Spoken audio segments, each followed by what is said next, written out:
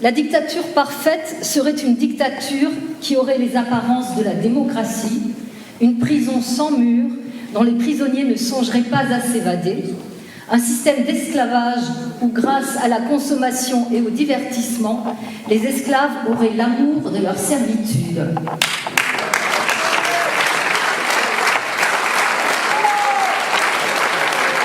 Je te remercie, Christelle, d'avoir partagé sur ta page Facebook cette citation d'Aldous Huxley, extraite du Meilleur des mondes. Nous y reconnaissons tout ce contre quoi nous nous battons. Une dictature sous les apparences de la démocratie. Certes, notre mobilisation concerne d'abord l'Alsace, unsere Heimat, unsere Geschichte, Zukunft für unsere Kinder, unsere Muttersprache, unser Recht, unsere Culture, zwischen Rhin und Vogese. Mais notre combat, c'est aussi le combat pour la liberté. La liberté de penser, la liberté de parler, la liberté de refuser l'injustice, la liberté de remettre en cause un ordre établi et des lois qui sont mauvaises, absurdes et dont nous ne voulons pas. La liberté d'être ce que nous sommes. Wir wollen bleiben, was wir sind. Und das ist unser Recht. Je remercie aussi notre ami Jean Boimelin d'avoir si bien, à travers ses dessins, avec Lovely Elsa derrière les barreaux d'Alcatraz, exprimé le sens de notre combat, qui s'exprime aussi en chanson, par un des rares artistes alsaciens qui se mouillent à nos côtés, Robert Frank Jacobi, Hand in Hand pour Irmsoland.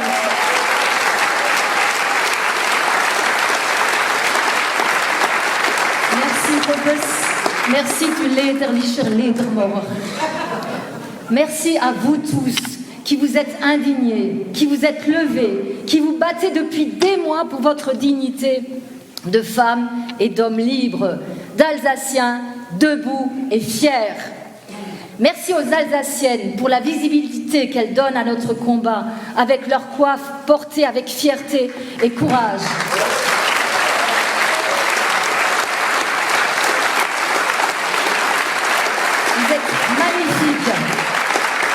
Merci à vous tous que nous retrouvons dans les manifestations, sur les ponts, sur les marchés. Merci pour cette résistance qui s'organise et pour cette fraternité. Elsässische Brüderlichkeit, miteinander für freies Elsass, Widerstand.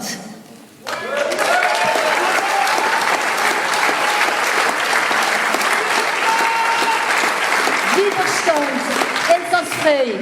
Merci. Wir sind's voll, ganz genau. Merci à ceux et celles qui nous ont donné les moyens de livrer le combat là où les choses se jouent, dans les bureaux de vote, même si les dés, malheureusement, sont pipés. Merci à tous nos candidats de la liste non à la cale, oui à nos régions. Merci à ceux qui tractent, ceux qui boitent, entendez, ceux qui distribuent les tracts et ceux qui les mettent dans les boîtes aux lettres.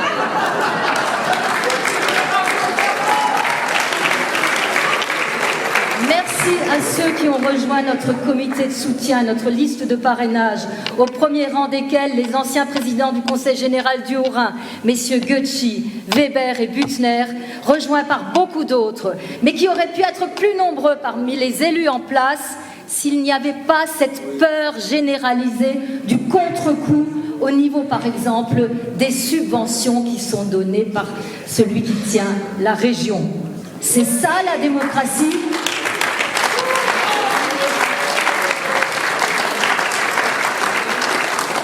Nous participons à ces élections parce que si nous n'y étions pas, et ça a été dit, la mort de l'Alsace serait une chose entendue. Aucun autre parti politique n'a rien fait pour sauver l'Alsace comme entité administrative et politique.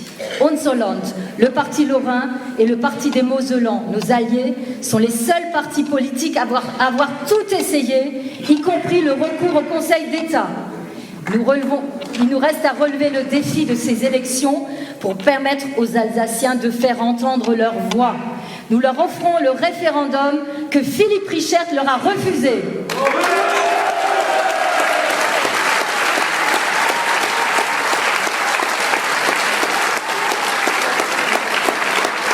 Nous verrons alors combien d'Alsaciens d'origine ou d'adoption sont prêts à continuer le combat, à refuser un système insensé, une machine infernale qui va nous mener dans le mur.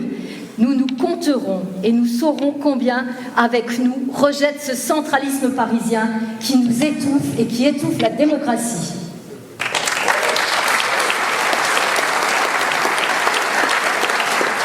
La démesure de ces nouvelles régions, comme c'est déjà celle des nouveaux cantons en mars, sert à éliminer les petits, les partis sans dents, ceux qui pourtant font entendre un autre son de cloche et qui du coup dérangent. Vont être renforcés encore le PS, les Républicains et leurs supplétifs, les professionnels et les carriéristes de la politique, ceux qui tiennent déjà toutes les manettes et portent la lourde responsabilité de la crise économique, morale, sociétale et culturelle de notre pays.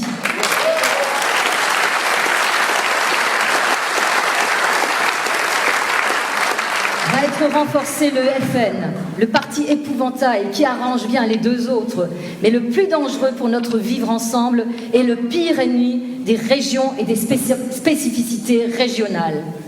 Mais heureusement, face à Goliath, c'est David qui triomphe. Tous les espoirs nous sont permis.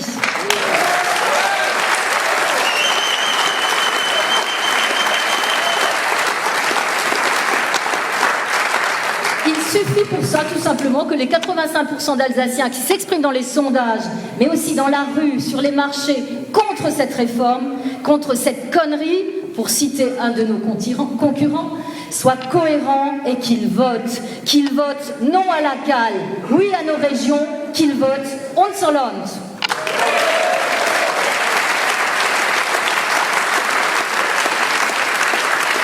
Notre programme, il est clair.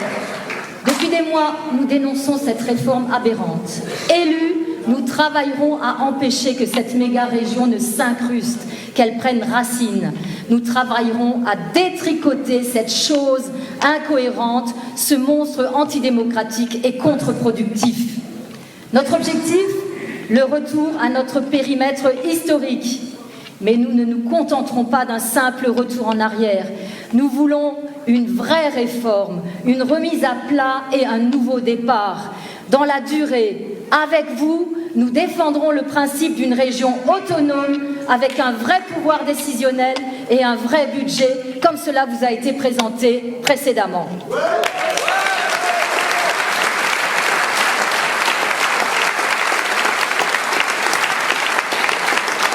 Savez-vous quel sera le budget accordé à la mégalo-région, grande comme 2 fois la Belgique? Notre voisine, le Bade-Wurtemberg, dispose d'un budget de 42,1 milliards d'euros. Nous, ce sera 2,3 milliards d'euros. D'ailleurs, additionner le budget de l'ensemble des 13 régions, ça sera 25,5 milliards, à peine plus que la seule Catalogne, qui dispose de 23,3 milliards pour elle. Et on nous parle de décentralisation. Das ist richtig zum Heulen.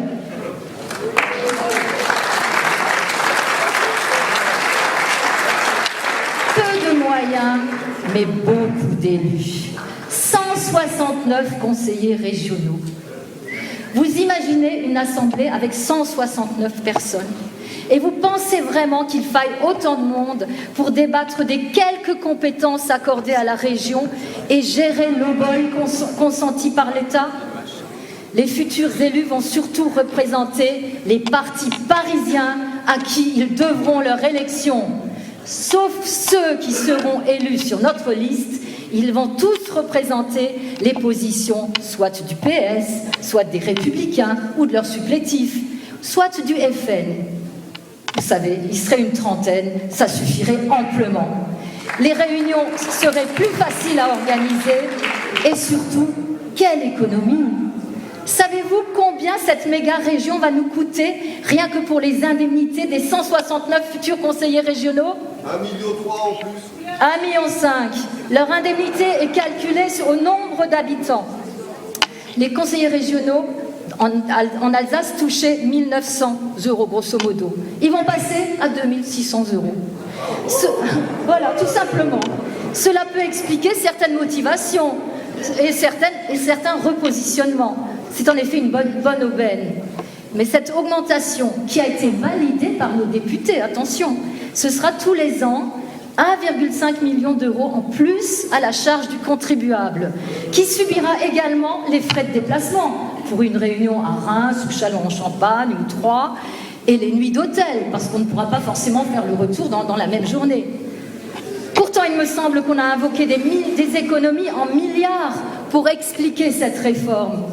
Clairement, elle contribue en premier lieu à l'enrichissement de nos élus. C'est ça la République.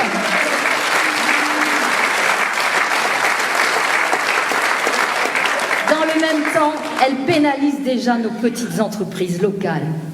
Un premier exemple. Pour faire imprimer nos documents de campagne, pour la campagne officielle, nous avons voulu faire travailler les imprimeurs locaux, ceux qui ont édité nos documents pour les départementales, par exemple. Eh bien, ils peuvent pas. Ils peuvent pas accepter le marché. Les quantités sont trop énormes. Et ils ne pourront certainement pas non plus imprimer les futurs magazines de la méga-région. Il y a vraiment de quoi être inquiet. La méga-région ne va-t-elle pas tout simplement favoriser les grands groupes économiques et oublier les petits ? Pourtant, ceux-là qui font vivre le tissu local. La même question se pose au niveau de nos associations, et notamment des petits clubs sportifs.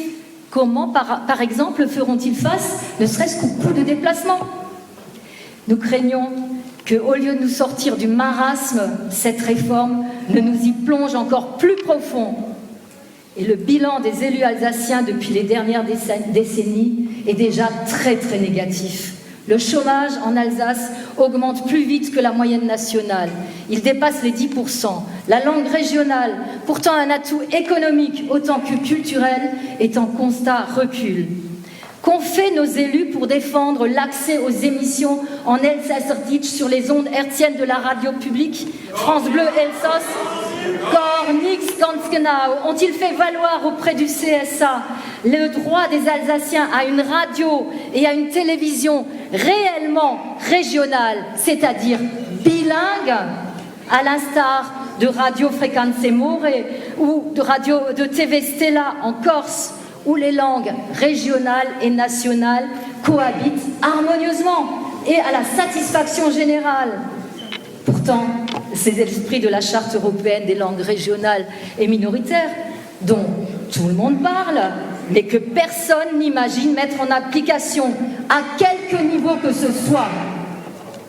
Que font-ils ou qu'ont-ils fait nos élus pour exploiter le potentiel touristique de nos dizaines de châteaux en ruine qui doivent aux associations et aux bénévoles de ne pas disparaître sous la végétation et de ne pas se délabrer davantage? Pourtant, il y a là un fort potentiel de développement économique et du travail pour nos nombreux chômeurs ou bénéficiaires des minima sociaux. Mais là, effectivement, avec le cloisonnement des compétences, il n'y a pas moyen de mettre en œuvre un projet qui sera possible lorsque notre région sera autonome et que les pouvoirs permettront vraiment un travail en synergie.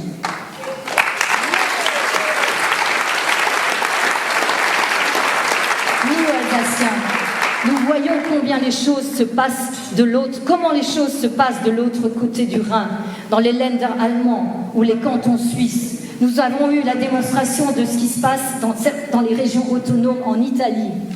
Quelle frustration pour nous. Nous avons l'exemple concret de régions autonomes, aptes à décider pour elles-mêmes, sans dépendre pour tout et n'importe quoi de la capitale.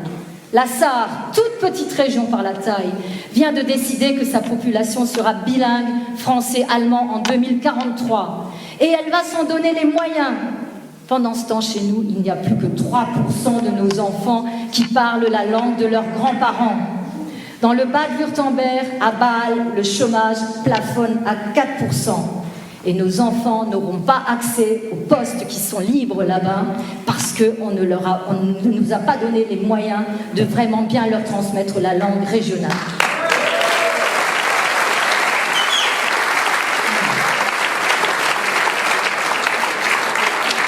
Nos voisins, mais aussi notre histoire, nous prouvent qu'un autre fonctionnement est possible. Nous avons eu notre propre Parlement il y a un siècle. Cela a été le fruit du combat des autonomistes qui nous ont précédés.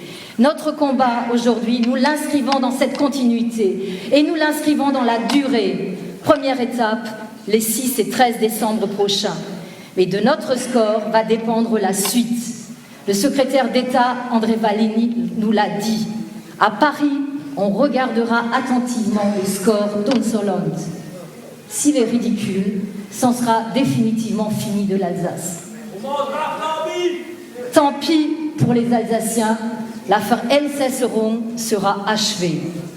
Par contre, et c'est ça qui va arriver, si nous rassemblons sur notre liste les Alsaciens qui, dans les sondages ou dans la rue, s'expriment contre la méga-région, la réforme est morte.